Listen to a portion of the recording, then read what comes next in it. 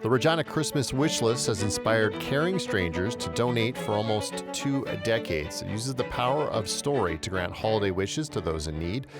Stories from women living at the YWCA to families that attend programs at North Central Family Center. To tell us more about this annual project, I'm joined by Jason Bandura. Jason, good morning. Good morning to you. So Jason, just how big is the list this year? Well, the list it keeps getting bigger, actually. For a lot of years, it started back in 2008, and for lots of years, we might average, just little collections of stories. But last year was a really serious spike where we were up over 240 stories. Wow. That called for a public response, the likes of which we hadn't seen before. But Regina's amazing, and people responded. And then this year, I see even a little higher. We have 263 stories on there. And if you multiply that by the gift requests, we have over 1,200 gift requests on the website.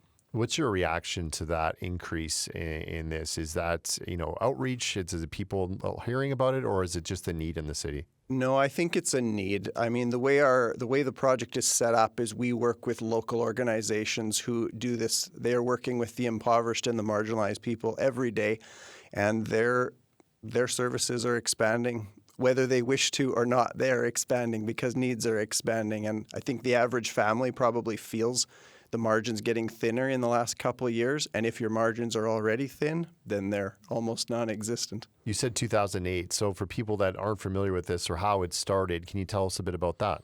Yeah, a friend and I learned of a project that had started in Vancouver just with a husband and wife who were moved to do something in their community. It expanded to Calgary, where we had a friend involved with an inner city group there, and we looked at its model and thought, why couldn't this work in Regina?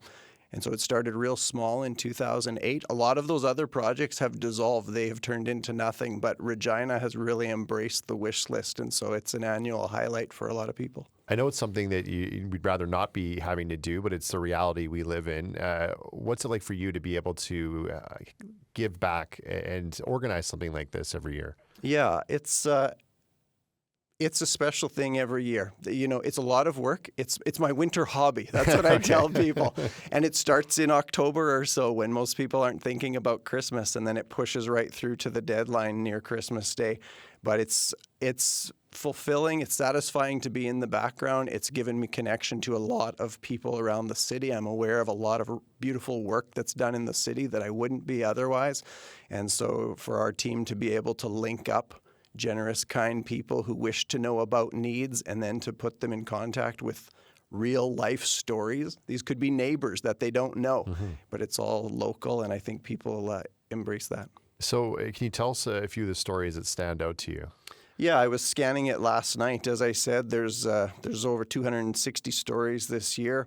Some of the stories, so that people know, if they scan the website, they won't see that many stories because when a story is fully responded, the website fades that story out so that people can find needs quickly when they're browsing. But last night I found a fellow named Chris. He tells us he was born in Edmonton, then lived in northern Saskatchewan.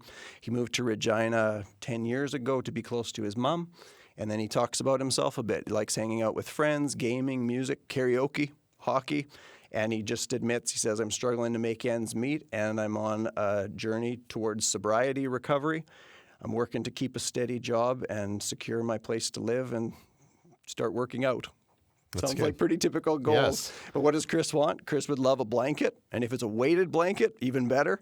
And he's got a hoodie, and he describes a color and a size that would suit him well. And so when you're reading through these, is there a common theme for you that you notice?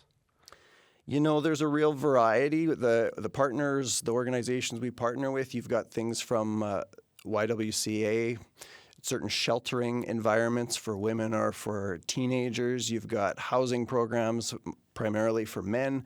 You've got a couple churches that work right in the core of Regina. And so you've got a variety of organizations, but across the board you see modest requests most of the time.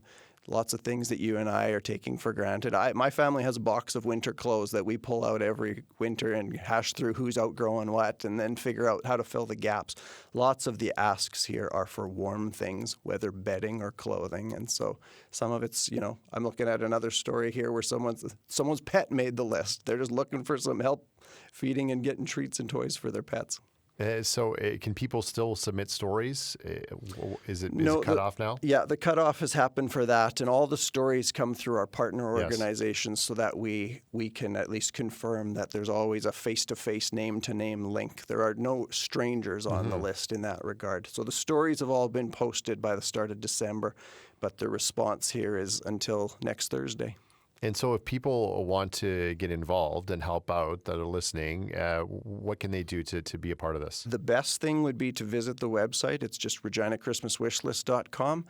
Our social media channels are really active this time of year, so if they follow us on Facebook or X or Instagram, we're posting multiple times a day, and every time those get shared, it just multiplies the reach. Every year we have people drop off gifts and say, "How long has this been going? I've never heard of it before."